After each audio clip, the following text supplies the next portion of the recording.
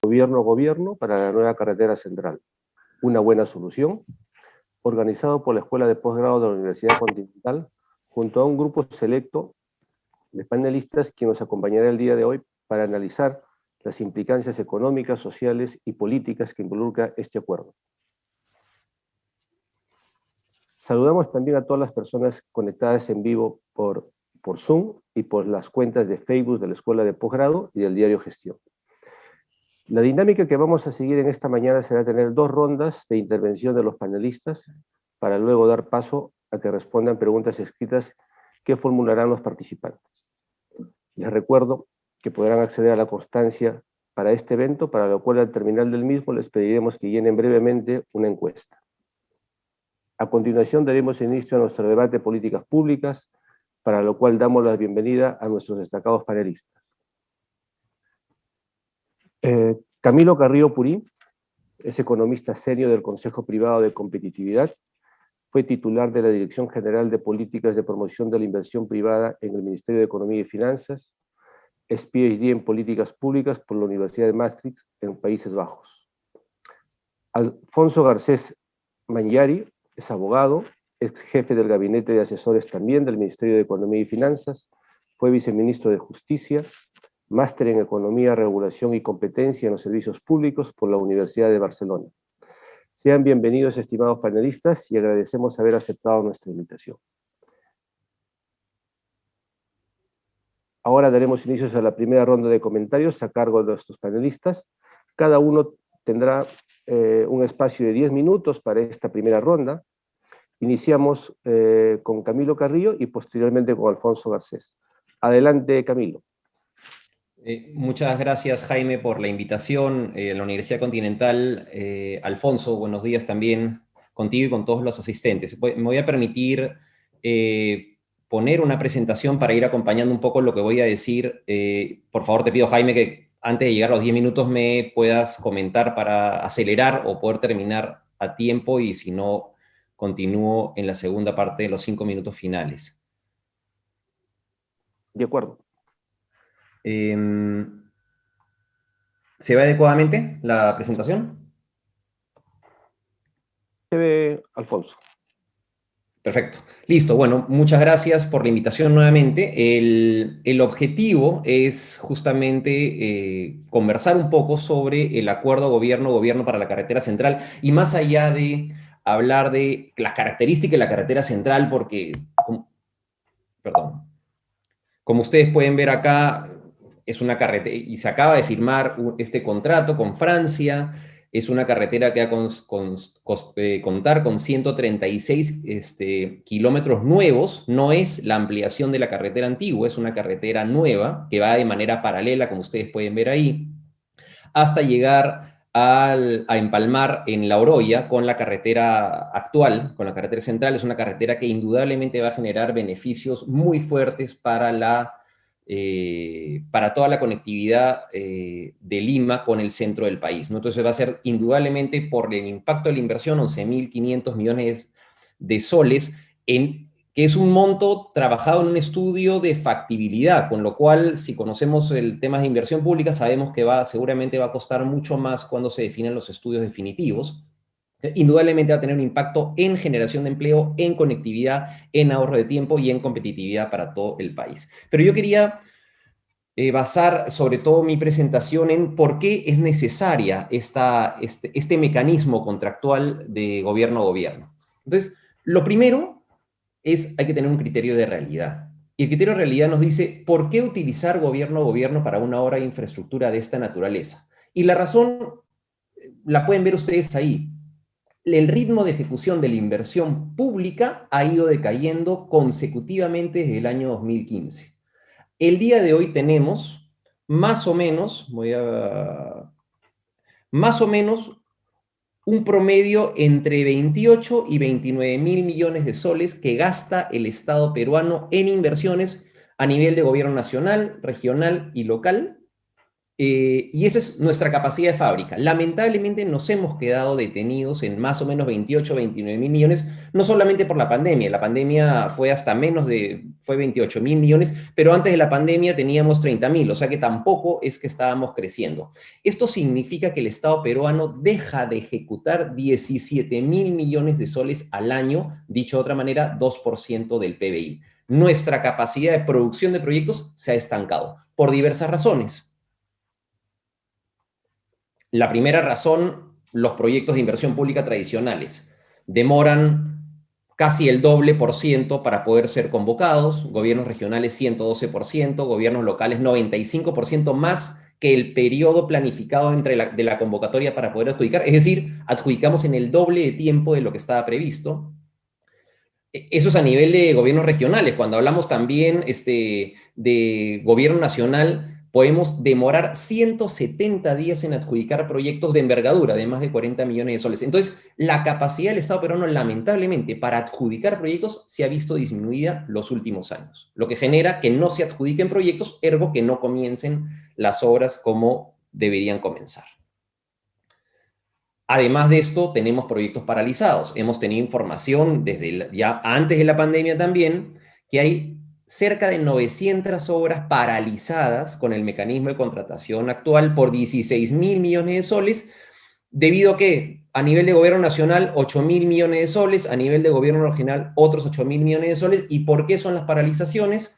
Deficiencias técnicas en los estudios, malos expedientes técnicos, procesos de arbitraje que se llevan a cabo en los cuales por cualquier problema, en lugar de solucionar el problema en la obra, deciden ir a arbitraje, se paralizan las obras y razones menores, digamos, limitaciones presupuestales o disponibilidad de terreno. ¿Por qué hago mención de que las deficiencias técnicas y las controversias que se terminan en arbitrajes son las principales causas? Porque algo está fallando en la manera como nos interrelacionamos el contratista con el Estado. No hay una relación armoniosa para solucionar, no hay una relación colaborativa, hay una relación de conflicto.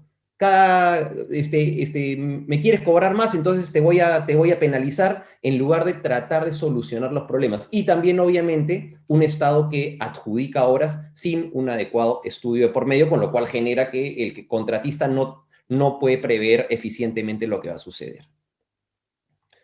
A eso le sumamos, eso es obra pública tradicional, a eso le sumamos un proceso de APP que si hasta el 2014 tenía una tendencia creciente con los últimos grandes proyectos de APP que se adjudicaron, a partir del año 2015 lo único que ha hecho es caer al punto que al día de hoy la verdad es que ya no se adjudican APPs. El nivel de adjudicaciones en APPs, que es un mecanismo personalmente que considero que es muy bueno, que permite obras de envergadura, que funcionaba muy bien en el Perú. Hace 5 años las APPs lamentablemente han decaído de tal manera que al día de hoy, como repito, claro, el año pasado adjudicamos 38 millones, el año 2019 352 millones, eso ya prácticamente no tiene ningún impacto en términos de inversión pública. ¿Por qué las razones, nuevamente, de estas demoras? Sin entrar en mucho detalle, porque hemos sobreregulado el proceso de APPs de tal manera que si en Chile y en Colombia son 3 o 4 entidades las que tienen la decisión sobre la APP, en el Perú son 6 entidades, siendo el país de Latinoamérica que tiene más actores, ergo más regulación, ergo más reprocesos, ergo más opiniones distintas en una adjudicación de una APP, con lo cual se ha tornado práctica. La consecuencia es la que tenemos el día de hoy, ya casi no se adjudican porque se ha sobreregulado el proceso. Entonces, considerando esta situación, voy a pasar esto un poco más.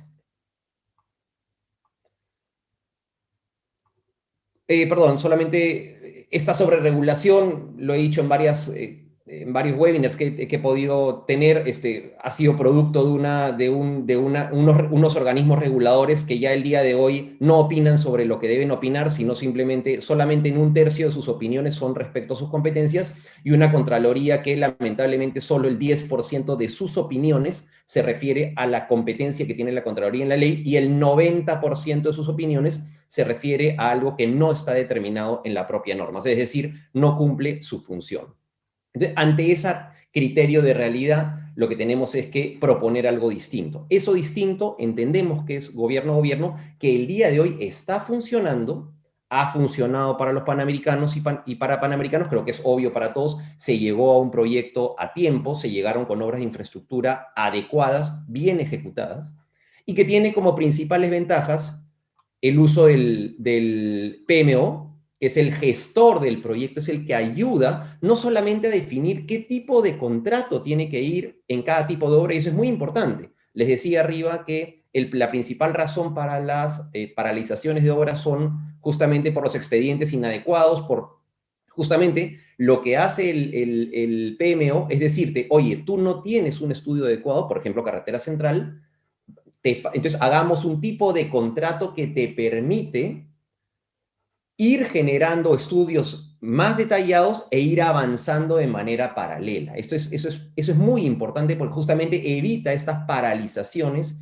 de las obras que estamos viendo. No solamente eso, hace seguimiento a cronogramas, te propone la mejor procura, el mecanismo más eficiente para contratar, como les he dicho, analiza los riesgos, gestiona los cambios, es decir, hace un seguimiento bastante cercano a cómo va a ir la obra. Además de esto, te permite el uso de contratos estándar internacional, que como les digo, son contratos que cambian la filosofía de la relación Estado-contratista, no una relación de conflicto en la cual ante cualquier cambio el Estado considera que el contratista está queriéndose aprovechar y por tanto no se llega a una solución, sino un contrato colaborativo. Ambas partes colaboran para poder seguir avanzando.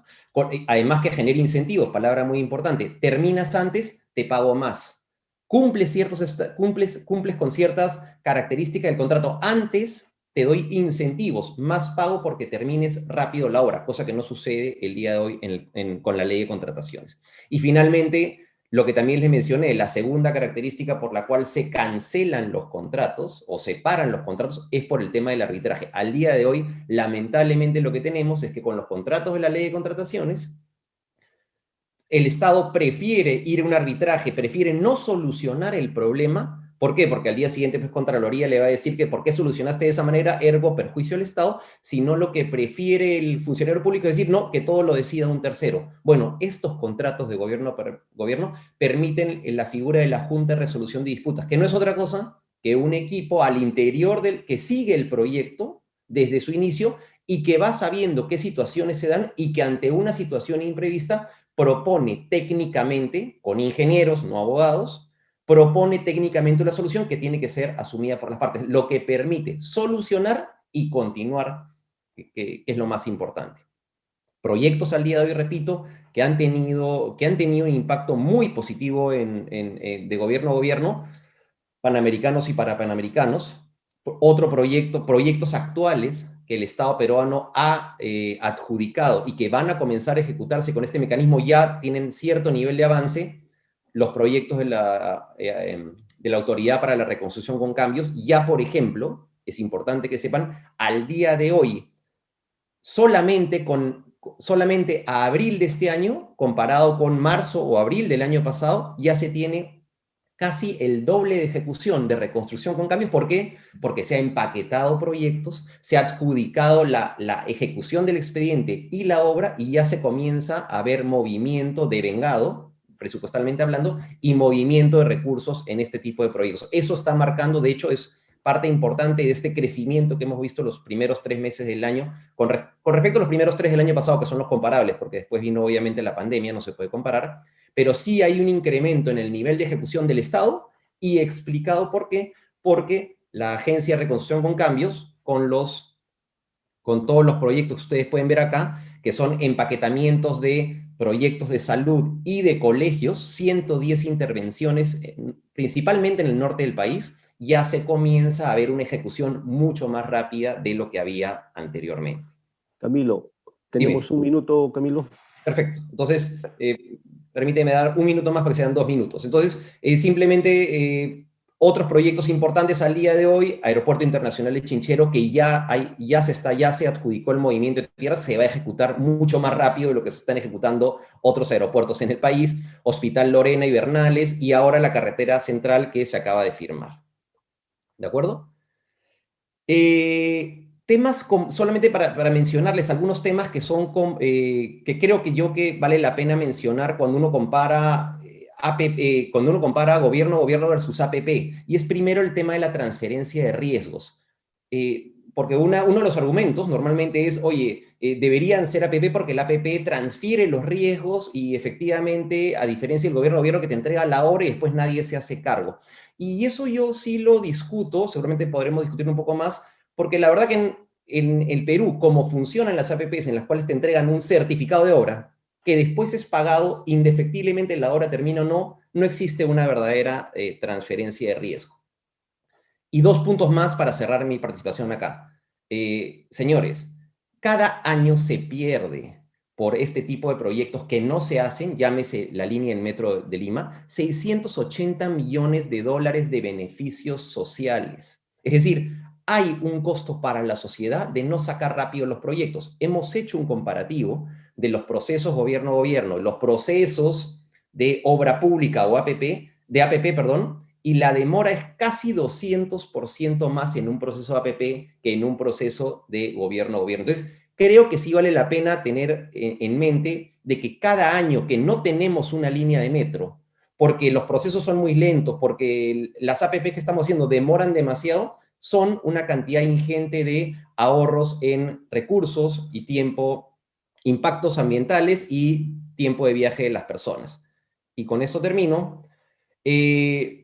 Si queremos reactivar, tenemos que hacer obras de infraestructura.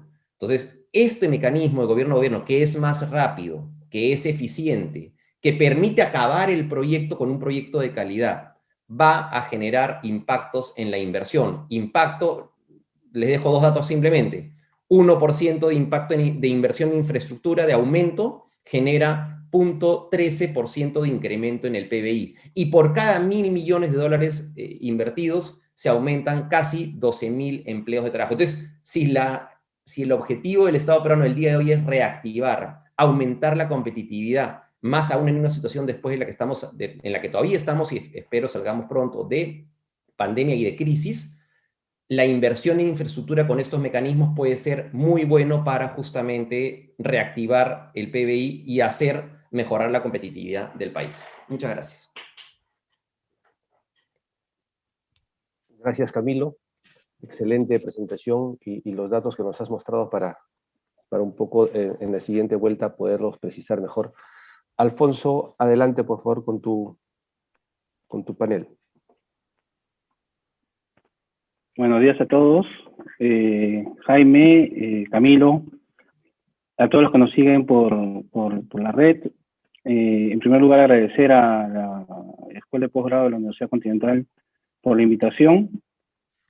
Y si me esperan un segundito para poder compartir la presentación. ¿Se ve? Sí, Alfonso, sí se ve. Ok. En primer lugar, señalar que, digamos, estoy completamente de acuerdo con el diagnóstico que ha mencionado Camilo.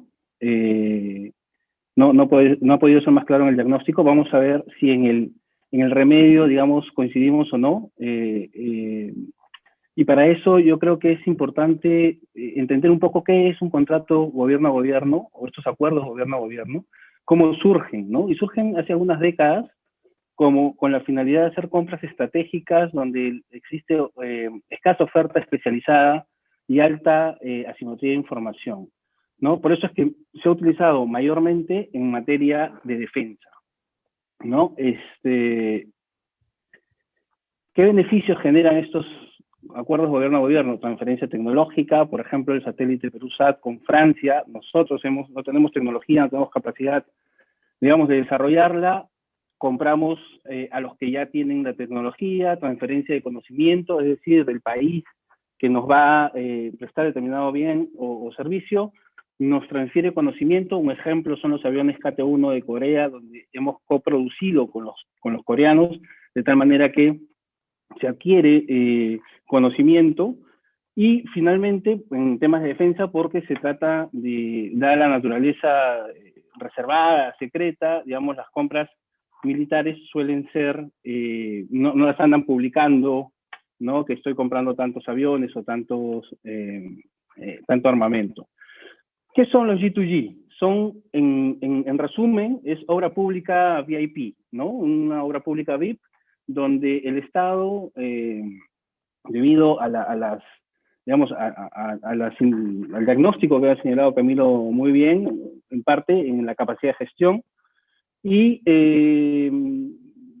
digamos, lo que genera la obra pública tiene algunos, o sea, el acuerdo gobierno-gobierno es algunos problemas, ¿no? Uno, restringe la competencia, como veremos en un momento, los acuerdos gobierno-gobierno clásico, porque lo que busca el G2G o los gobierno-gobierno es contratar al gobierno para que éste a su vez contrate a sus empresas, ¿no es cierto?, para que brinden el objeto del acuerdo de gobierno-gobierno. Y la garantía que da el país contratante no es una garantía financiera, si es que alguna de las empresas falla, no es una garantía moral, una garantía de que se comprometen, digamos, a hacer sus mayores, digamos, voluntad para solucionar los problemas o revertirlos. Genera muchos riesgos, ¿no? En materia de infraestructura en particular. Uno, como mencionó Camilo, que es en problemas con el servicio, porque tenemos que cambiar la mentalidad de tener infraestructura por infraestructura. Tenemos que tener infraestructura de manera integral, que sirva para brindar un servicio público, ¿no? Entonces, en los casos de los acuerdos de gobierno a gobierno en materia de infraestructura, hasta ahora no se ha señalado claramente en los contratos que se han suscrito quién va a brindar el servicio finalmente. Luego quedamos con elefantes blancos, tenemos varios ejemplos. Uno de ellos es el Hospital del Niño, que se hizo la infraestructura, se equipó y no tenía cuándo operarse y los equipos se empezaron a deteriorar. El Teatro Nacional también se construyó el Gran Teatro Nacional y hasta ahora no se tiene un operador para que lo vaya para que pueda brindar el servicio. Tiene problemas fiscales, que es uno de los principales problemas de esta modalidad en materia de infraestructura, ya que como cualquier obra pública requiere contar con el presupuesto corriente, ¿no es cierto?, para poder financiarlo de acuerdo a los cronogramas de inversión. Suelen ser proyectos muy caros, como hemos visto, 11.500 millones de soles de la carretera central, con lo cual el Estado pierde espacio fiscal, pierde capacidad para, digamos, hacer otros proyectos. También tiene el riesgo de reducir la calificación crediticia, sobre todo en un contexto como el que nos encontramos, donde debido a la pandemia hemos utilizado todos nuestros ahorros fiscales, nuestra capacidad está priorizada en los temas de sanitarios y en los temas, digamos, de cómo se mitigan los efectos de la economía en las poblaciones más vulnerables. Entonces, al no tener recursos suficientes para, digamos, aplicarlos de manera directa a los grandes proyectos nos puede generar problemas con las calificadoras de riesgo. Y los problemas legales que pueden generar, porque en algún lado escuché o se ha dicho, se ha mencionado que se va a financiar con la subejecución, ¿no? Y la subejecución tiene dos posibles alternativas. Una que es prácticamente inviable desde el punto de vista legal, que es que presentes un presupuesto desequilibrado, que tengas mayores gastos que los ingresos. Eso sería inconstitucional, por lo tanto, es casi negada la posibilidad.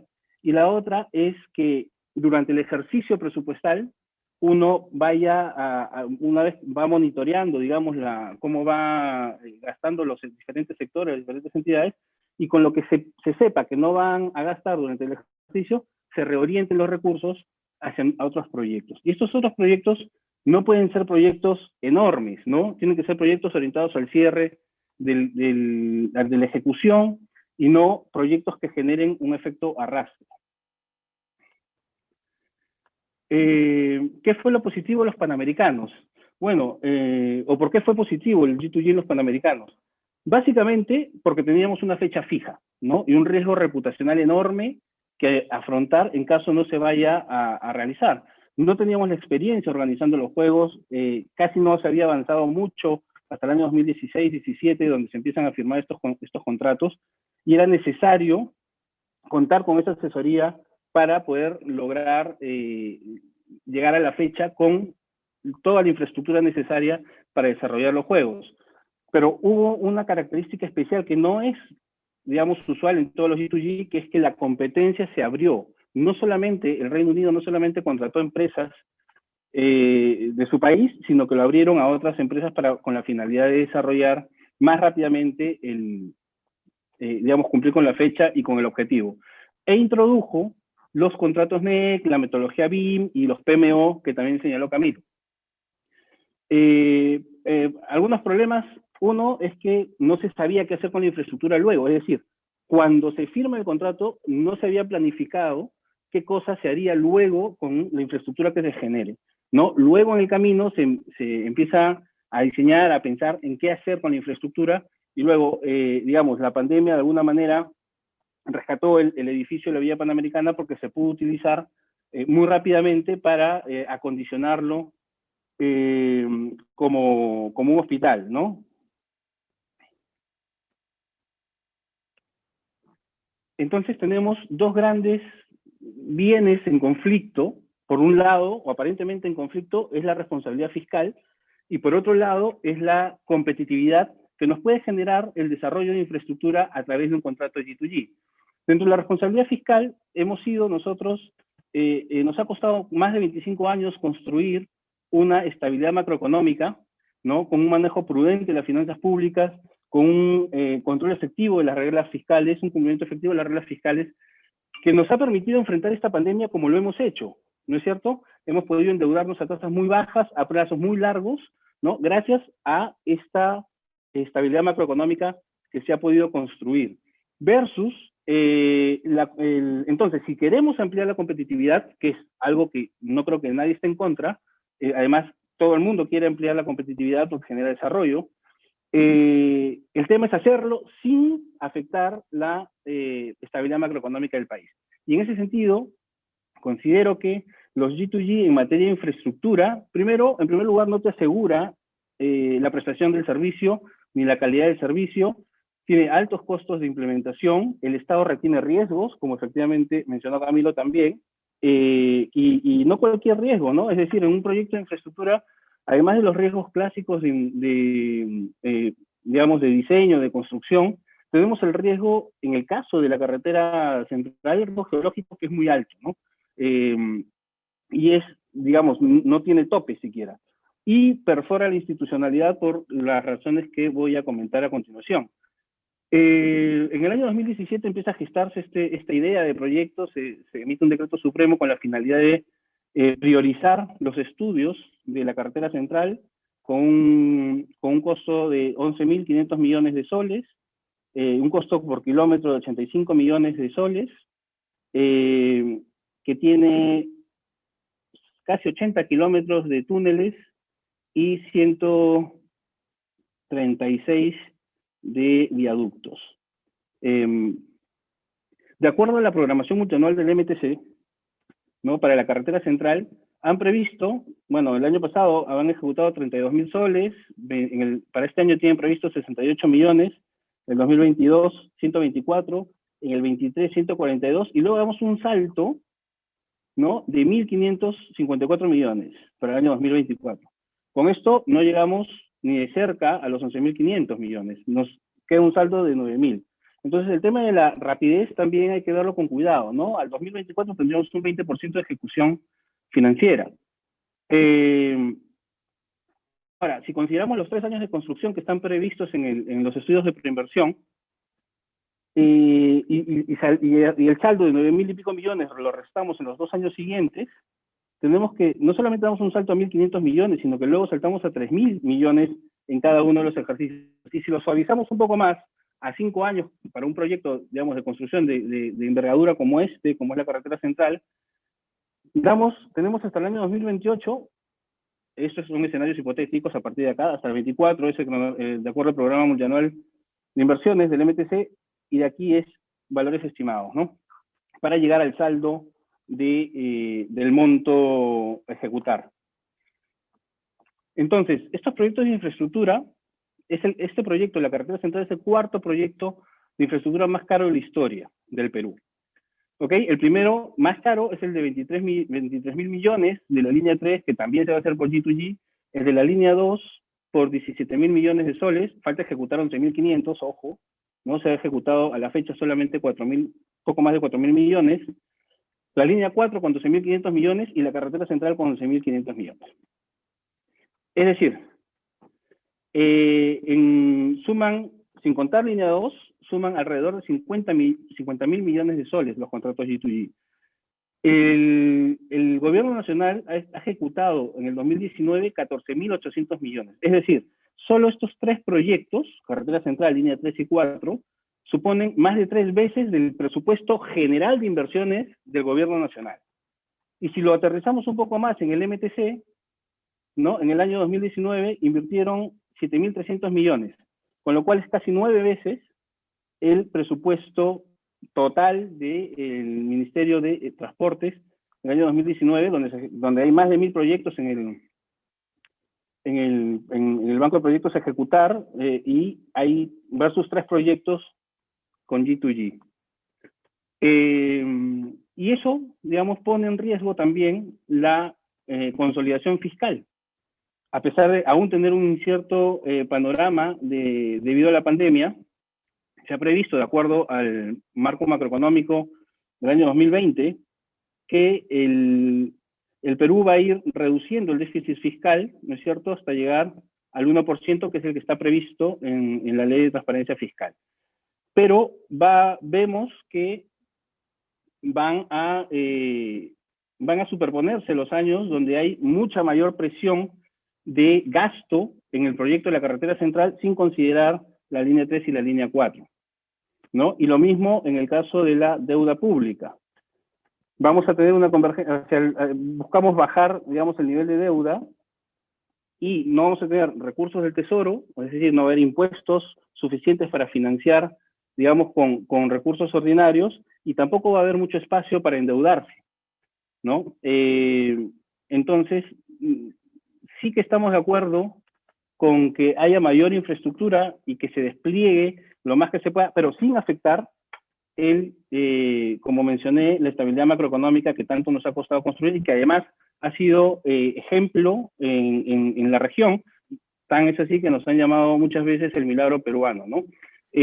Además rompe la programación presupuestal, la subejecución mina la credibilidad fiscal, porque no tienes claridad de qué cosa vas a ejecutar, no planificas adecuadamente porque estás suponiendo que no se vaya a ejecutar en determinado momento, ¿no? Y el problema de eso es que, o el riesgo mayor, es que el presupuesto sí se gaste y tú requieras y tengas compromisos de inversión altos, y que no tengas los recursos para financiarlo. Y ahí entres digamos, en un espiral, ¿no? Alfonso, vamos cerrando un par de minutos. Perfecto, gracias, Jaime. Esa consolidación, como mencioné, consolidación fiscal, se agrava con los, digamos, proyectos más que quieren incluir en el sector transportes, como línea 3 y línea 4, a través de esta modalidad, ¿no? Además, no están incluidos ninguno de los 3 proyectos en el marco macroeconómico, ¿no? Ni la cartera central, ni la línea 3, ni la línea 4. Y eso, digamos, en un primer punto, desde mi punto de vista, es que afecta o que pone en riesgo la estabilidad macroeconómica este tipo de proyectos, porque pagas al contado y no lo difieres en el tiempo, ¿no? Es como comprar una casa al contado cuando no tienes recursos, en vez de comprarla financiada a plazos. Un segundo tema es que tanto se critica, digamos, al país que no tiene institucionalidad, que en verdad debemos buscar fortalecer las instituciones, que cuando se empieza a hacer eso, ¿no?, se sabotea o se pone uno mismo cabe, ¿no? Estamos en el puesto 94 en institucionalidad, de acuerdo al reporte del UEF del año 2019. El gobierno peruano, en el año 2019, incluye o decide, digamos, definir el norte de la infraestructura, que puede ser, digamos, insuficiente, que debieron meterse más proyectos, debieron sacarse algunos otros, no importa. Lo importante, o lo más importante, es el norte de ordenarnos, disciplinarnos, a que si vamos a invertir en infraestructura, debemos tener un planeamiento, una planificación adecuada. Y de ese modo, digamos, con el ministro Carlos Oliva, incluye o define, aprueba este plan de infraestructura que es dinámico, es decir, no son proyectos estáticos que solamente eso se van a ejecutar, se pueden incluir. Este proyecto de la carretera central no está en el PNIC, no ha pasado por evaluación del Ministerio de Economía. Y para concluir, digamos, en conclusiones generales, digamos, en G2G en general de infraestructura, riesgos fiscales, riesgo de calidad de servicio, no se sabe quién lo va, digamos, no se puede prever, o se puede prever, pero no se hace hasta ahora, quién va a desarrollar o va a operar la infraestructura, el nivel de calidad de servicio, retiene riesgos propios del proyecto, como el riesgo de diseño, el riesgo de construcción, el riesgo geológico. Estos riesgos que parecen, digamos, retórica, en realidad es súper importante al momento de ejecutar el proyecto. Porque cuando está en operación ese proyecto, si es que, y se apepeó, digamos, el concesionario puede decir que una falla en la infraestructura se debe a un riesgo de diseño o a un riesgo de construcción. Y por otro lado, el que construyó va a decir que la falla se debe a una deficiencia, a un defecto en el mantenimiento, que no se ha hecho un mantenimiento adecuado y tal. Eso nos va a generar, obviamente, controversias. Y los costos operativos, que no es cuestión de dar el acuerdo G2G y se acabó, necesitas equipos, el país que contrata necesita equipos especializados para que puedan hacer de contraparte y puedan de alguna manera, digamos, hacer valer, digamos, las condiciones, no hay afectación, mejor dicho, al Estado, ¿no? Y para concluir en el tema de, digamos, los riesgos, desde mi punto de vista, en la carretera central, que perfora la institucionalidad, no está ni en el PNIC, no ha pasado por evaluación del Ministerio de Economía, por tanto, ¿no? Y tampoco se encuentra en el marco macroeconómico multianual, 2021-24. Existe, al comienzo veíamos, y por eso era importante entender por qué servían las G2G, era porque no tienes expertise, porque tienes tecnología, porque quieres transferir conocimiento. En el caso de las carreteras, tenemos vasta experiencia construyendo carreteras. Miles de kilómetros que ha construido el IMTC.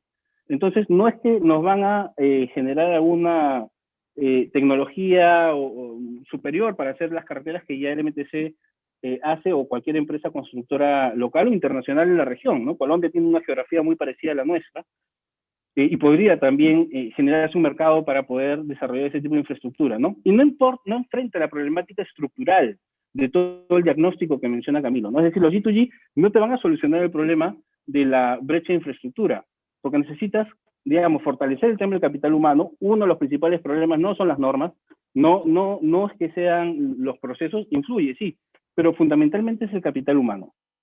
Se tiene que impulsar con mayor fuerza el tema de servir, estandarizar estudios de preinversión, etcétera, ¿no? Y bien, eso sería todo, Jaime, muchas gracias. Gracias, Alfonso, y a Camilo por esta primera ronda que ha sido bastante interesante. Creo que tanto Camilo como Alfonso están desde el punto de vista, en algunos puntos, totalmente de acuerdo, porque permite solucionar brechas de infraestructura, pero creo que ambos tienen algunos puntos, digamos, para precisar un poco los énfasis, en el sentido de que Alfonso ha mirado bastante bien con algunos datos sobre el tema de los riesgos fiscales que hay de cara al financiamiento futuro, dadas estos proyectos gobierno a gobierno requieren financiamiento disponible, digamos, para cubrir eso, cosa que con las APPs eso se diluye, digamos, en el tiempo de la concesión, 20, 30 años algunas APPs que en el Perú se manejan, y también por el lado de Alfonso, obviamente, en una sana preocupación por la prestación del servicio público que se requiere, y las demoras que hay en los procesos, ya sea de obra pública como APP, como lo he señalado, difieren el inicio, ¿no?, de las obras, que finalmente, si no se inician las obras, no se van a concluir, ¿no? Entonces, mientras no se inicien, no se concluye, y eso también Camilo lo ha resaltado como una debilidad que tenemos en el Estado peruano. En esta segunda ronda, y ahí sí les pido centrarnos más o menos en el tiempo, los 5 minutos, para poder también dar pase a las preguntas de los participantes. Adelante, Camilo. Muchas gracias. Permítame nuevamente presentar para poder mostrar los puntos que me interesan. Vuelvo primeramente a la... A ver, he trabajado en el Ministerio de Economía, igual que Alfonso. Soy total convencido de la rigurosidad con la que se tienen que ver los presupuestos, pero también me doy cuenta, más aún en una situación en la que tenemos de pandemia, que tenemos un Ministerio de Hacienda y no tenemos un Ministerio de Economía. La verdad, señores, es que la ejecución de la inversión en el país se ha reducido considerablemente en los últimos años. Hemos pasado de tener una inversión del PBI, de inversión pública sobre el PBI de casi 8 o 9%, llegando a niveles de países asiáticos, al día de hoy que tenemos 5% de gasto del PBI. Y con eso no cerramos las brechas antes de la pandemia y el día de hoy estamos peor para poder, digamos, no estamos tomando acciones para poder reaccionar y reactivar la economía. Entonces eso sí creo que deberíamos considerarlo. Hay un tema acá que es importante ver, y por eso les pongo nuevamente en la presentación. Por cada aumento de inversión en infraestructura va a aumentar el PBI, porque ataca directamente la raíz del problema del crecimiento, nos conecta, cierra brechas, mejora calidad de vida. Entonces yo creo que debería ser más urgente ahora para el Ministerio de Economía ver cómo inviertes más a cómo mantienes el equilibrio de las cuentas a largo plazo. Y más aún, ¿por qué estoy diciendo esto? Porque tenemos capacidad fiscal, tenemos capacidad para endeudarnos, y a eso quiero llegar justamente a mi siguiente punto. Es verdad que en el gobierno tú tienes que pagar como si fuera obra pública, es decir, pagar al año 1, al año 2, al año 3. Como no hacías en APP, porque en APP efectivamente tú pagas en 10, en 15 años. Pero miren nuestra capacidad de endeudamiento. Perdón. Miren nuestra capacidad de endeudamiento comparada con la en Chile. Efectivamente va a crecer un poco va a crecer un poco, pero vamos a converger. Compárenla con Colombia, compárenla con México. Es de las menores del mundo. Endeudarse para poder pagar yo no estoy diciendo que dejemos de hacer las obras del Ministerio de Transporte, las obras necesarias, pero endeudarse con bonos para poder pagar en 2, 3 años, o en 5 años, una carretera central y pagar el bono a 10 años es perfectamente lógico. Entonces, yo sí quisiera que el Ministerio de Economía sea economía también, aparte de Hacienda, y que no sea, bueno, como tenemos esta capacidad presupuestal, ya no hacemos nada. No, ¿qué tal si pensamos formas para asimilar un pago de APP? Y para gobierno, repito, puedes endeudarte, tienes capacidad fiscal todavía, Perú es un país de riesgo bajo, tienes capacidad para endeudarte, pagar el gobierno, que efectivamente lo pagas en 2, 3 años, y de ahí pagas el bono, y el resultado es exactamente igual que el APP. Entonces ahí yo sí quisiera que el Ministerio de Economía sea más proactivo en lugar de mirar la senda planificada antes de la pandemia para decir, en 2 años no pasó nada. Justamente sí ha pasado, y como ha pasado tenemos que cambiar esa forma de ver las cosas. Creo que es indudable para todos, con lo que les puse acá, era un punto de Alfonso que comprendo perfectamente. ¿Qué tan válida es la carretera central? Lo mismo que está acá en el metro de Lima. El nivel de impacto que se genera por una carretera, así como por una línea de metro, es ingente. Entonces, elegir proyectos de esta naturaleza, yo sí considero que seguramente no vas a hacer pues estadios con gobierno a gobierno, no vas a hacer unas obras que es de dudosa rentabilidad, pero carretera central, que creo que todo el mundo coincide que ya está totalmente saturada. Líneas de metro, como es la línea 2, acá está, la línea 3 y la línea 4, que indudablemente le cambia la fisonomía a una ciudad. Creo que para todos nos queda claro que es rentable y que se tiene que hacer de manera urgente, más aún porque cada año que no la haces, generas pérdida social. Entonces, si esperamos a tener el dinero corriente, o si esperamos tener una estructuración de una APP de aquí a 10 años, porque eso es lo que va a demorar, para poder adjudicar esas líneas, yo creo que la ciudad pierde, y para todos es consciente las ganancias que debería tener. Hago algo que no les puse en la presentación porque ya se me acabó el tiempo. ¿Qué están haciendo los demás países? Los demás países reaccionan gastando más en infraestructura para poder reactivar el país. Chile aumenta 20% la inversión en infraestructura post pandemia. Colombia adjudica 32.000 millones de dólares en proyectos en infraestructura para recuperar, en un plan de infraestructura para recuperarse también.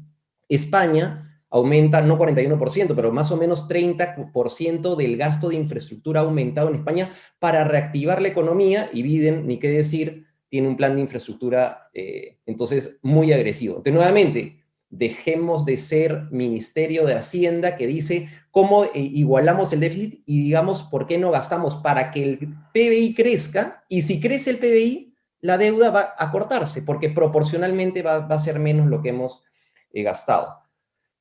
Solo para terminar un par de temas, coincido con Alfonso plenamente en que hay que pensar quién va a gestionar esa infraestructura, pero para eso tiene sentido, si tú haces una carretera central o haces una línea de metro con gobierno a gobierno, tiene sentido que de manera paralela vayas gestionando el proceso de APP para operar esa infraestructura. Tú puedes demorarte 4 años haciendo la carretera central, demorarte 4 años haciendo, repito, las líneas de metro, la línea 3 y la línea 4, y en esos 4 años perfectamente abres la información para aquellos postores, abres un proceso de APP para aquellos interesados vayan conociendo la calidad de la obra, que indudablemente son obras de calidad por todo el proceso y la capacidad con la cual se licitan obras de esta naturaleza. Justamente por eso hemos contratado un PMO, para que no sea pues una empresa de mediana calidad la que construye, sino sea una empresa que te asegure una calidad, y justamente de manera paralela, una vez que se inaugura, puedes adjudicar la APP y comenzar la operación. Yo creo que eso es perfectamente posible, es viable, no demora más tiempo, e indudablemente tendrías que apostar, indudablemente tendría que garantizar esa continuidad de la inversión, porque ciertamente tú tienes que garantizar la operatividad. Y punto final, y con esto cierro, esto es lo que tenemos el día de hoy. El día de hoy, haciendo un cálculo muy grosso de lo que dice que van a demorar los gobiernos a gobierno, porque se está cumpliendo lo que, o sea, lo que ha dicho es lo que ha demorado en la realidad que tenemos de Panamericanos, y los demás proyectos está haciendo así. Miren la diferencia comparado con las APPs en términos de tiempo, de meses, desde su inicio hasta su ejecución.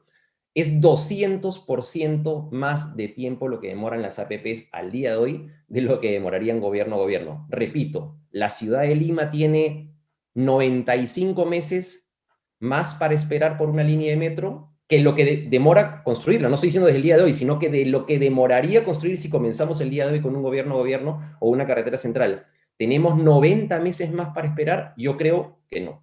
Entonces, sí creo que eso es un tema que hay que considerar por las ganancias de la sociedad y porque es inversión en cierre de brechas directas. Gracias. Gracias, Camilo. Adelante, Alfonso, con esta segunda ronda, antes de dar pase a los participantes con sus preguntas. Alfonso, tu micrófono está cerrado. Perdón. Un segundito para... Ya.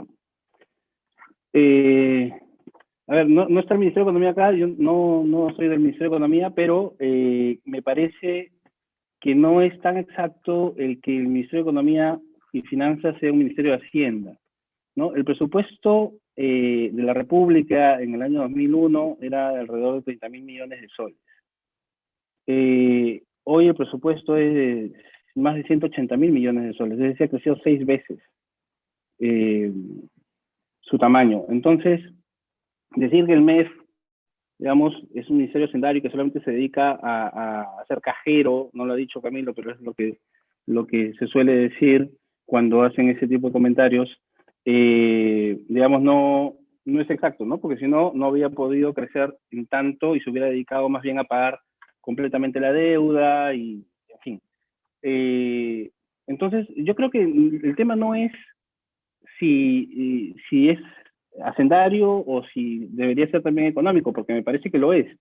Busca el desarrollo de la infraestructura, pero al mismo tiempo, o sin descuidar, la estabilidad macroeconómica. De repente, si no hubiéramos tenido esa estabilidad macroeconómica, no se hubiera podido enfrentar esta pandemia como se ha podido enfrentar, que hemos podido regalar, digamos, a manos llenas, dinero a través de bonos, ¿no? De repente no fue la mejor forma, digamos, de enfrentarla. Podemos discutir ahí y discrepar. pero lo cierto es que has tenido la suficiente solvencia para poder enfrentarlo. Y si bien, como dice Camilo, estamos con una deuda por debajo de la región en general, y estamos casi como Chile y Colombia y México, que ya venían con deudas altas, digamos, estamos mejor que ellos, pero en verdad el promedio o la recomendación es que estén alrededor del 30%. Estamos, de acuerdo a las proyecciones del Ministerio de Economía en el marco macroeconómico, llegaremos al 38%, subiremos un poco más a 38.8% y luego empezamos el proceso de consolidación, digamos, hacia la baja de la deuda. Entonces, si en ese proceso que estamos tratando de bajar para poder estabilizar o volver a los niveles de tratar de estar al borde del 30%, le metemos más deuda, eso debería estar, digamos, muy bien armado dentro de todo el diseño macrofiscal que realiza el Ministerio de Economía. Porque una cosa, hemos subido del 2018 al 2020-21 más de 10 puntos del PBI. Y esto en una situación, digamos, sin pandemia, sería una justificación para bajarnos el grado de inversión. Digamos, ¿por qué no ocurrió? No ocurrió porque ha sido un efecto estructural y, claro, digamos, todas las calificadoras de riesgo entendían que había que tener un uso más intensivo de la deuda, ¿no? Pero luego que pasada la pandemia, meter mayor presión o tener un crecimiento muy vertical de la deuda, digamos, es para que las calificadoras de riesgo estén con los ojos muy puestos en nosotros. El Hospital Lorena, un ejemplo de los que tienen contrato G2G, que ha sido firmado, no sé, julio, agosto del año pasado, estamos a abril, y no muestra avances significativos, ¿no? Entonces, no es que el G2G, hasta el G2G va a tener problemas si es que no atacamos el problema de fondo de la gestión pública. Si no atacamos, si no fortalecemos el capital humano, si no mejoramos los procesos, si no buscamos alternativas que vayan a la raíz del problema, y claro, en paralelo podemos ir viendo acciones que no se estanquen los proyectos, ¿no? Pero no me parece que no está bien decir, bueno, como nos genera tanto competitividad, como todos los proyectos que hemos desarrollado a través de APPs también, en ninguno de los proyectos hemos dicho, bueno, la estabilidad macro no es tan importante ahora porque tenemos mucho más espacio para endeudarnos como Colombia o México, que, como repito, ya están con deudas altas antes de la pandemia, ¿no? Entonces, no me parece una buena solución. Se pueden incorporar también a los contratos de APPs, de hecho ya se han incorporado los PMOs, la metodología BIM, en fin, todo extraer lo positivo que tienen los G2G con lo que puedan tener las APPs o cualquier otro mecanismo que se vaya a diseñar para poder desarrollar dos cosas. Uno, tener la infraestructura de calidad que nos permita ser más competitivos y generar desarrollo para la población. Y dos, con estabilidad.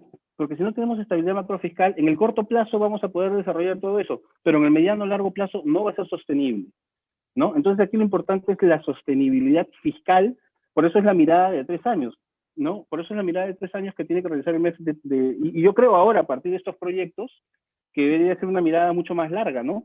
Porque si vemos en la programación multianual que ha hecho el MTC, hasta el 2024, solamente hay 1.500 millones. Pero no se ve cuánto es el monto que le va a tener que poner en cada ejercicio siguiente, ¿no? Entonces, y nuevamente con los riesgos, ¿no? En una situación normal asume riesgos que de repente con una APP efectivamente se mitigan. ¿Que hay que mejorar las APPs? Hay que mejorarlas. Que no son 5 ya o 6 las entidades, hay que sumarle ahora al INDECOPI gracias al reglamento de la ley de control de fusiones, ¿no? O sea, a ver, tratamos de simplificar, tratamos de avanzar y por otro lado te ponen una entidad más para que opine sobre algo que no es su expertise, no es su negocio, ¿no? Pero bueno, ahí está. Yo creo que lo que tiene que hacerse es digamos, a ser muy escrupulosos y muy respetuosos de la estabilidad fiscal. Y segundo, buscar atacar el fondo de los problemas que muy bien ha identificado Camilo, y que suscribo 100%, pero no a costa de hipotecar nuestro futuro fiscal en los años siguientes. Gracias, Jaime. Gracias, Alfonso. Camilo, excelentes ponencias. Como digo, estamos de acuerdo en la finalidad pública, pero los medios, hay en las dos posiciones puntos digamos, visiones diferentes que nos llevan a la solución. Invitamos a todos los participantes a hacer sus preguntas. Tenemos por aquí algunas ya,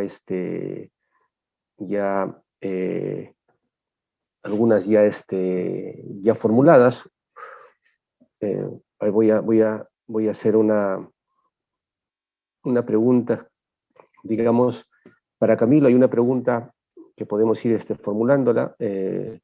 Para Camilo, hay una pregunta que dice: ¿cómo los contratos de gobierno a gobierno podrían acelerar la ejecución de obras si los problemas en la ejecución normalmente son similares, ya sea para una APP o contratación pública, como por ejemplo la liberación de terrenos, ¿no? ¿Cómo enfoca este esquema de los contratos gobierno a gobierno para acelerar la ejecución? Sí, a ver, eso solamente un breve comentario. Creo firmemente en la estabilidad macroeconómica y en la planificación. Es una de las cosas que también creo firmemente, solamente que, repito, todo lo que había dicho era, si crecemos, quizás también tenemos más capacidad de gastar en el futuro, y eso nos conviene a todos. A ver, estás me preguntando por el tema de terrenos, ¿cierto? Lo que me acabas de preguntar es la ejecución de los terrenos. Así es. A ver, yo creo ese es un problema que existe el día de hoy. Sí, es un problema que ha generado muchas demoras en las APPs, y yo creo que lamentablemente, si bien es cierto, el Estado desde hace un par de años ha ido flexibilizando las normas, no sé si la palabra es flexibilizando o mejorando las normas para que sea más fácil expropiar. No solamente son expropiaciones, sino liberación de interferencias. Lo que ha hecho es no homogeneizar esa metodología. ¿Y a qué me refiero?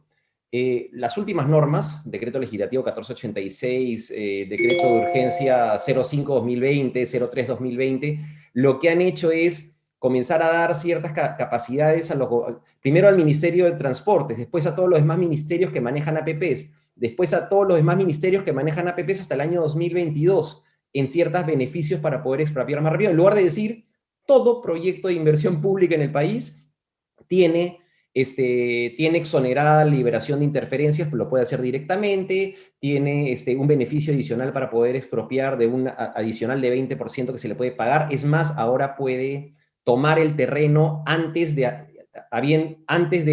tener la tasación final, es decir, ya somos de hecho, somos bastante agresivos en el comparativo internacional comparado con otros países, y eso de hecho ha mejorado a nivel, estoy hablando del Ministerio de Transportes, el nivel de adquisición de terrenos, pero claro, venimos con un stock tan grande que lo que ha pasado es que tenemos APPs que no han sabido hacerlo rápidamente. Yo creo también que es un tema de gestión. Entonces, coincido en que yo sí creo que, por ejemplo, a diferencia de una APP donde normalmente es tú firmas el contrato y después el ministerio se encarga dentro de sus labores regulares de ir expropiando e ir entregando los terrenos, porque obviamente tiene que entregar los terrenos liberados y también sin interferencias. En un gobierno creo que esa función puede ser un poco mejor ejecutada porque este PMO, repito, esta agencia, este grupo que hace el seguimiento, controla riesgos, entendería que va a tener un ojo muy cuidadoso en hacer ese seguimiento para que el ministerio lo haga de manera más ágil y más rápida. Sin embargo, debería hacerse la liberación de predios y la liberación de interferencias a nivel de ministerio, ya sea APP, obra pública tradicional o gobierno a gobierno, con mucho mayor rapidez de lo que ha estado funcionando el día de hoy. Yo sí creo que es uno de los temas principales. Sí hay un cambio positivo en los últimos años, pero el stock es tan grande que todavía se han visto problemas en eso. Pero coincido en una problemática que se tiene que solucionar independientemente del mecanismo de contratación. Gracias, Camilo. Alfonso, Tocó un tema que es importante, ¿no? Digamos, las principales preocupaciones que tiene Alfonso es un poco el riesgo fiscal hacia el futuro. Y él comentó algo importante, que es fortalecer las capacidades de la gestión pública, ¿no? También es importante señalar que, bueno, el acuerdo gobierno-gobierno ya se ha dado, él ha planteado algunos riesgos. ¿Cómo articularíamos, Alfonso, esa preocupación de la mejora en la capacitación de los servidores públicos para mejorar la gestión pública que acompañen estos procesos, y que cuando termine no se vaya, digamos, no se vaya toda esa experiencia y nos quedemos, como tú ya lo has señalado, con infraestructura, sino nos quedemos también con capacidades desarrolladas? ¿Cómo podríamos articular eso, teniendo en cuenta que desde el año 2008 que se creó Servir, los avances digamos, en la profesionalización de los servidores públicos no ha sido significativa? En algunos casos se ha avanzado con el cuerpo de gerentes públicos, pero no hemos podido avanzar más. ¿Cómo crees tú que podemos articular eso de cara a que estos proyectos no solamente sean de obra, sino que también nos deje una experiencia ganada muy importante, dado que ya estos proyectos están, o estos acuerdos y estos contratos ya están firmados?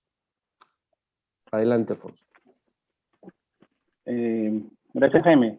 A ver, sobre los contratos que ya están firmados y ya no se puede hacer nada, digamos, tratar desde, no sé si Servir o debería ser Servir, que es el órgano rector del sistema administrativo de recursos humanos, ya ir generando una masa crítica de profesionales que están ligados a los G2G. Es decir, por ejemplo, ya se tiene la experiencia con los panamericanos. ¿Dónde están? ¿No? Algunos están en la reconstrucción, la que estuvo liderando, digamos, el tema de los panamericanos, y la parte operativa, digamos, Amalia Moreno está como directora ejecutiva de la ARC. Con lo cual, hay algún conocimiento que se está llevando la ARC y por ahí también puede empezar a desplegar, digamos, el conocimiento adquirido. Pero ojo, no se puede extrapolar, porque como ya mencioné, los panamericanos no son un ejemplo de una infraestructura para servicio público, ¿no? O sea, los panamericanos eran, necesito canchas, necesito pistas de atletismo, necesito piscinas, unos estadios y ya, ¿no? No es que luego viene, es más, ni siquiera se sabía qué iban a hacer luego. Luego se genera el tema del legado y ven alternativas de qué hacer con esa infraestructura.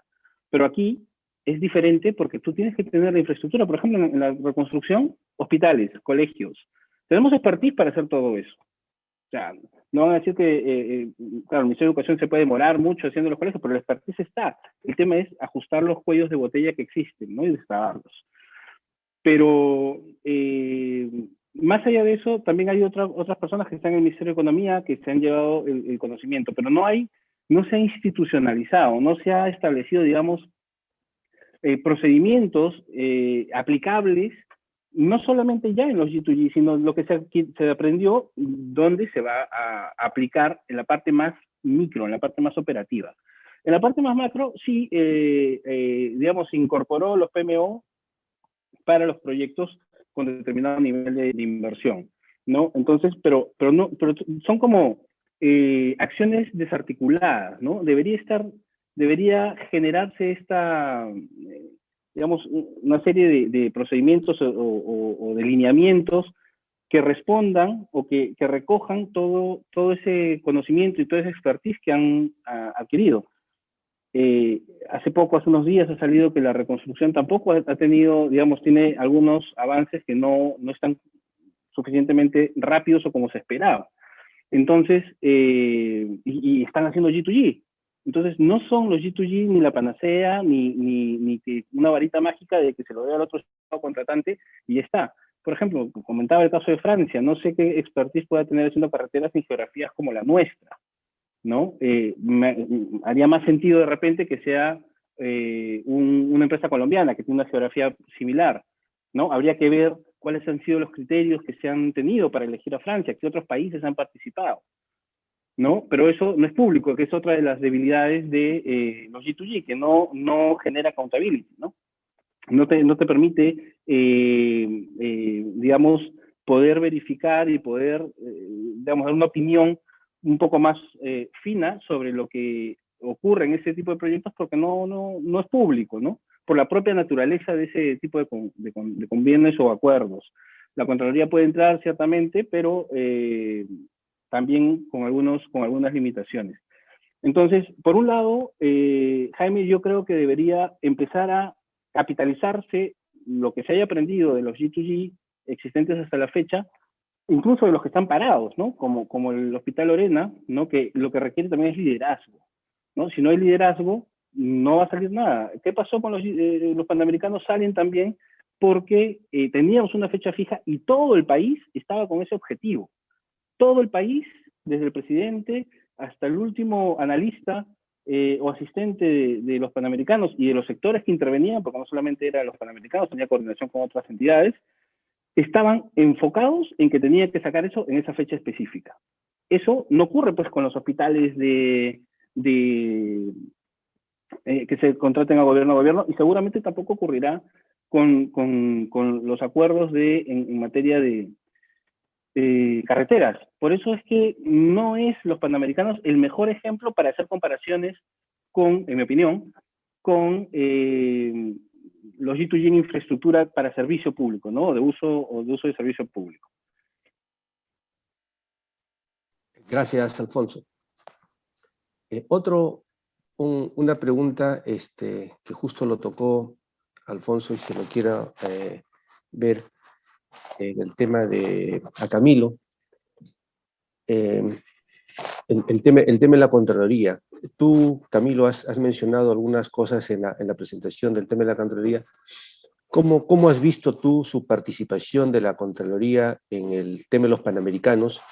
Y si ese tipo de contrato gobierno-gobierno limita su participación, digamos, a la Contraloría, o cómo visualizas tú a la Contraloría en este tipo de contratos de forma tal de que ayude a visibilizar. Bueno, hubo en los Panamericanos el famoso control simultáneo, concurrente que hicieron. ¿Es esa una vía, una salida para evitar algún tipo de entrenamiento derivado de los controles que se deriven de la Contraloría? A ver, el tema de la Contraloría es bien difícil de manejar. ¿Por qué? Porque la realidad nos está mostrando que la Contraloría lo que ha generado en el funcionario público es una parálisis para tomar decisiones, y que los criterios que utiliza la Contraloría muchas veces no son criterios objetivos para poder medir el accionar del funcionario público. ¿A qué me refiero? Simplemente les muestro un poco el panorama de las distintas modalidades de contratación. Efectivamente, la Contraloría tiene esta figura del control concurrente, que nos dice en cada discurso que es lo mejor que existe para poder prevenir errores, y lo que no se dice es que no es un mecanismo utilizado internacionalmente, no es un mecanismo recomendado internacionalmente. ¿Por qué? Porque el control concurrente no es otra cosa que tener una persona al costado que cuando tú estás por tomar una decisión te dice: a mí no me gusta lo que vas a hacer, por si acaso, y si tomas esa decisión, espérate el informe posterior para que veas lo que sucede. En castellano, el control concurrente se traduce en: o haces lo que yo opino que hagas, o te las ves conmigo en el control posterior y ya sabes lo que te va a suceder. Para que tengan un poco de números, en las APPs, cuando se ha revisado los informes previos de las APPs, informes previos, me refiero antes de cuando se está formulando una APP y se hacen las versiones de contrato, el 90% de las opiniones de observaciones en la Contraloría se traduce en criterios técnicos. No me gusta el ancho de la calzada, parece ser que tienen una dirección de caminos al interior de la Contraloría. No me gusta el financiamiento, parece ser que tienen una dirección de finanzas de APPs dentro de la Contraloría. No me gustan las cláusulas contractuales que estás asumiendo por los riesgos, no me gustan los riesgos, y solamente el 10% es sobre lo que la ley dice que tiene que ver la Contraloría, que es la capacidad para la capacidad del Estado para cumplir sus compromisos, que no es otra cosa en castellano que capacidad presupuestal. O sea, lo que dice la ley es que la Contraloría solamente debería ser capacidad presupuestal. Es decir, el pago que va a hacer el Estado lo tiene presupuestado, algo tan simple como presupuestal. Y a diferencia de eso, lo que hace el 90% de veces es te critica la tasa de financiamiento o el ancho de la calzada que ha planificado el Ministerio de Transporte. Yo diría, ¿para qué sirve la Dirección de Caminos del Ministerio de Transporte? ¿Para qué sirve la Dirección de Inversión Privada del Ministerio de Economía o Proinversión que estructura? Porque todo eso termina teniendo opiniones del funcionario que ese día en Contraloría decide que la tasa de interés no le gusta. Entonces, eso es bien grave y genera muchos problemas. Eso es nivel de control previo. Cuando uno ve control posterior, eso también es grave. ¿Por qué? Porque en control posterior esto ya no es 90%, es más o menos 70, 80, 60 o 70% también opiniones técnicas que no le corresponden, con el agravante que en el control posterior hemos sacado una lista en el Consejo Privado de Competitividad y resulta que el 60% de todo funcionario público que está mencionado en un control posterior termina con una denuncia penal. Entonces, casi algo así como si tú, funcionario público, participas estás en un proceso que termina con un control posterior que es regular, tienes una probabilidad de 60% de recibir una denuncia penal. Yo me niego a pensar que el 60% de funcionarios públicos en este país ha cometido un ilícito. Y repito, más aún cuando el 90% de las opiniones son opiniones técnicas. Entonces, hay una cosa que no se está trabajando adecuadamente, que es el principio de discrecionalidad del funcionario. ¿Qué quiere decir el principio de discrecionalidad? Que está regulado por la propia ley de Contraloría. La propia ley de Contraloría dice, cuando un funcionario público en el ejercicio de sus funciones tiene un criterio técnico discrecional, la Contraloría no puede opinar de manera contraria, salvo que, o sea, excepto el funcionario salga de la norma, o el funcionario no sustente su opinión técnica, o el funcionario se aleje de un criterio puesto por el órgano rector. Es decir, la Contraloría, según su propia norma, no puede opinar en contra de un criterio técnico del funcionario porque esa es la razón de ser del funcionario.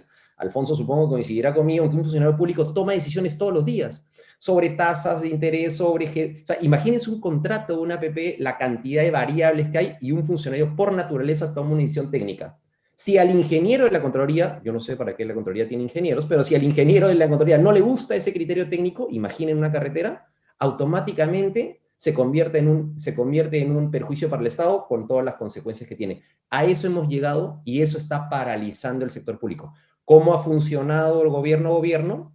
Claro, ahora el gobierno trae un equipo especializado, como sucedió en Panamericanos, que hace un informe técnico y obviamente cuando la Contraloría opina de este informe concurrente, repito, con una opinión distinta a la del funcionario, es verdad, le ha permitido al funcionario peruano voltear, tomar un informe técnico de un especialista en caminos inglés o un especialista en estadios de Australia o un especialista en piscinas de Singapur y le dice al de la Contraloría, oiga señor, acá tengo un informe que me permite hacer esto y esos son los criterios técnicos y le permite al funcionario público sustentar mejor su decisión y no estar sujeto al terror de lo que le va a suceder después. Eso entiendo perfectamente que eso no puede ser, eso no podemos sistematizarlo a todo el país porque no va a haber pues un consultor internacional al costado nuestro, al costado de cada funcionario para que nos ayude a tomar la decisión, además porque no corresponde. Entonces, sí creo que hay que repensar la manera en que se están haciendo las cosas. Esta figura del control concurrente no es otra cosa que o tomas la decisión igual que el de la Contraloría o te atienes a las consecuencias y ningún funcionario público debería sufrir por tomar decisiones propias de gestión. Más allá, repito, más allá de cualquier actitud inadecuada, cualquier ilícito que indudablemente tiene todo el derecho, como en cualquier parte del mundo, de hacer control posterior a una Contraloría. Pero, repito, no sobre criterios técnicos y a eso hemos llegado ahora. Y efectivamente, lo que mejora gobierno con respecto a las otras mecanismos de contratación es que ese equipo asesor es tan potente que al funcionario público le da cierta confianza en que su decisión está respaldada, pero no podemos pues hacer que el funcionario tenga que pedir un respaldo de fuera para poder tomar decisiones por el terror que le corresponde lo que piense la Contraloría. Eso creo que hay que analizarlo con mucho cuidado porque nos han vendido la idea de que el Perú pierde 23.000 millones de soles y todos los candidatos lo dicen, y si uno ve el estudio de la Contraloría, de esos 23.000 millones de soles está basado, repito, en discrepancias en la moneda en la cual se paga un proyecto o en la tasa de interés en la cual se financia un proyecto, y eso no es un perjuicio del Estado, eso es un criterio técnico que es natural del funcionario público tomarlo en cuenta, ¿no? Gracias, gracias Camilo. Un poco cerrando ya este webinar con una pregunta a Alfonso. Alfonso, tú, como bien lo has señalado, no eres no eres un adepto de este tipo de mecanismos, porque de alguna manera tú lo has dicho también expresamente, vulnera un poco la institucionalidad del país. Algunas cosas no se, o sea, digamos, se saltan, pero como bien hay cosas que ya están hechas. ¿Tú qué mejoras introducirías, digamos, de cara a los riesgos que tú mismo has señalado, de que, por ejemplo, no sabemos quién va a operar las obras que se van a realizar, el caso que tú has comentado de los panamericanos, el tema del legado que se generó después para ver qué hacemos con las obras. En este caso, como es un servicio público, ¿qué recomendaciones tú harías o qué ampliaciones, si es que cabe el término, de estos contratos para que una vez terminada la obra también terminemos con una concesión ya realizada de un proveedor de servicios de esa construcción que estamos realizando? Adelante, Alfonso. Gracias, Jaime. A ver, primero, no es que yo esté en contra completamente de los G2G en infraestructura. Estoy en contra de aquellos en los que no configuran realmente para que pueda ser contratada una determinada infraestructura como G2G. Es decir, si vamos a hacer una carretera, hay expertise. Si vamos a hacer un hospital, hay expertise. Si vamos a hacer un colegio, hay expertise. Entonces, a menos que hagamos una super obra, no se me ocurre ahora, pero no sé, vamos a hacer una obra bajo el agua, ¿no? Una infraestructura bajo el agua, acuática. Bueno, aquí no hay expertise haciendo infraestructura acuática. En varios países europeos ya hacen infraestructura acuática. Entonces, ahí sí se puede justificar hacer un contrato gobierno a gobierno. En los que se están dando en el Perú, no, en mi opinión, ¿no? Tenemos carreteras, tenemos hospitales, tenemos colegios, estadios o refacción de estadios, pistas, digamos, infraestructura deportiva. A ver, ahí no se justifica, ¿no? Entonces, esa es mi opinión, ¿no? Porque como es costoso, como tiene riesgos, y el riesgo de la institucionalidad, digamos, que perfora la institucionalidad, la débil institucionalidad que estamos tratando de construir y como que nos jalan hacia, digamos, es concretamente en la carretera central, porque no está siguiendo el curso que ya el Estado ha definido en las normas, ¿no? Que es el Plan Nacional de Infraestructura.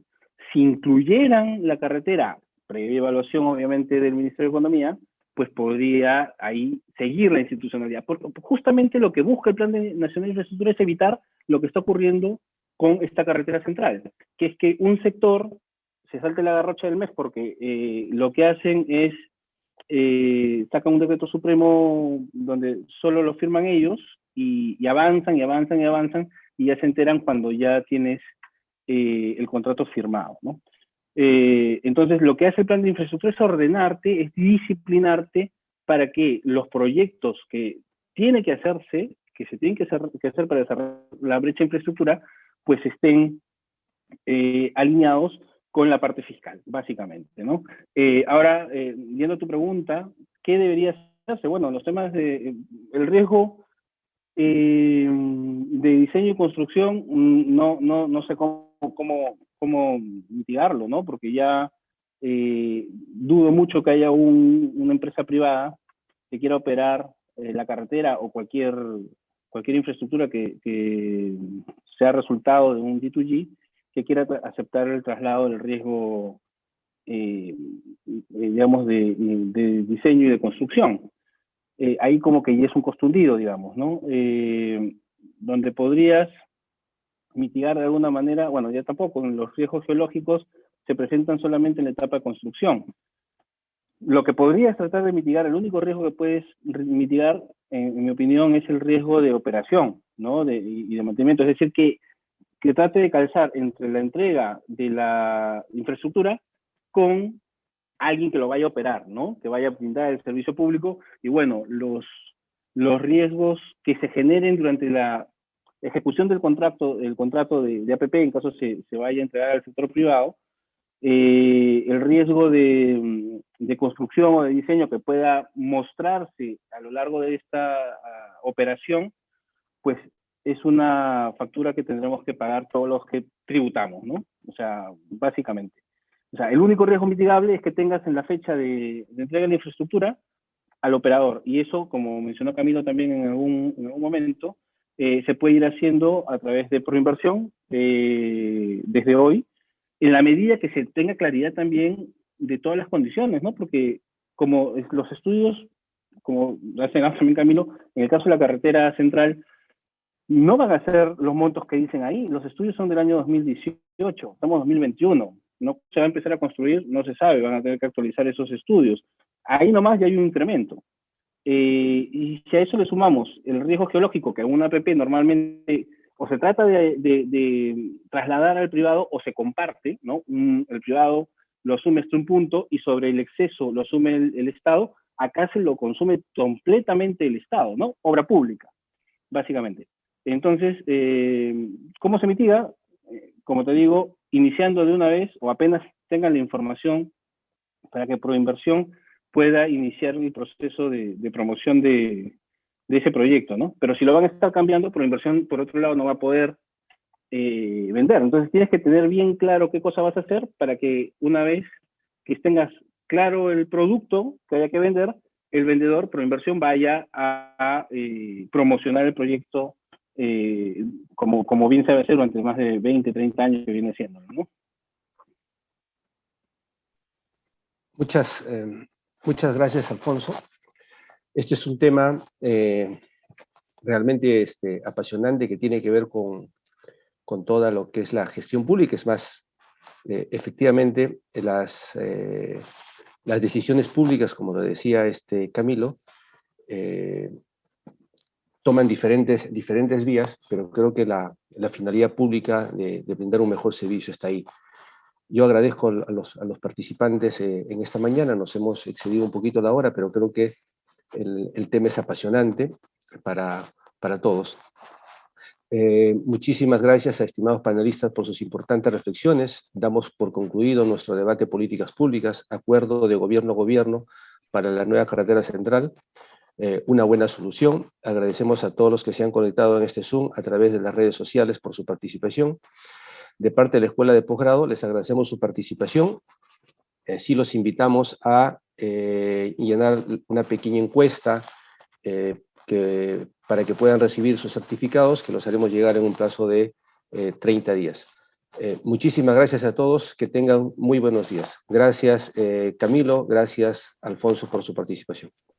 Muchas gracias por la invitación. Gracias, Jaime, gracias, Camilo. Buenos días a todos. Gracias también. Chao, chao.